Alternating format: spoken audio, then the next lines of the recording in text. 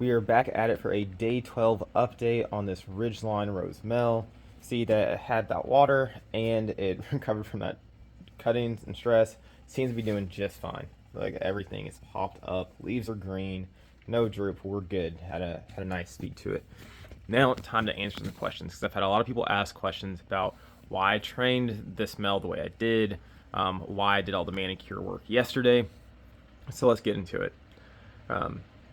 First question, why I'm training this Mel with a trellis plant, or with a trellis, is because the Mel was getting tall, right? It was growing really fast, and I topped it while I was inside. It's still sitting in a 2-gallon pot. I up-potted from a pint-sized container to a 2-gallon, and then found out it was a male, so it didn't go any further, and I decided I was going to keep the male. So that's why it has a trellis net. Question 2 that I've been asked often: why I did all this manicuring, why I cut yesterday. It's because there was going to be way too much pollen. After I did more research, like I said, this is the first mel that I've grown out. There was going to be pollen everywhere. I didn't need as much pollen that was going to be produced. Even what's here now is going to be way more pollen than I need.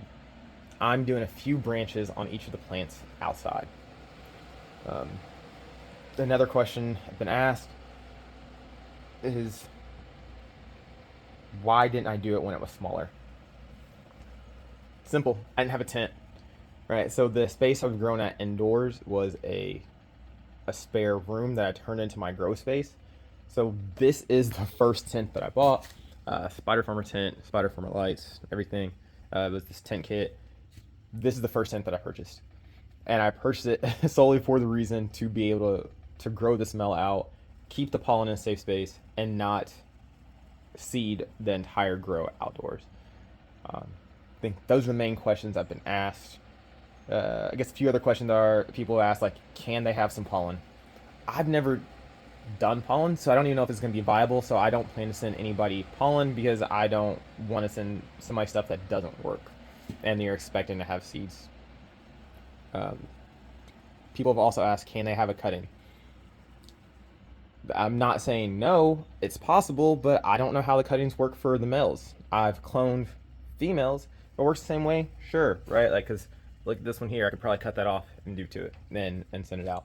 So I know this is a longer video. Hopefully you all stuck around for the question and answer section of this. And that's it for day 12.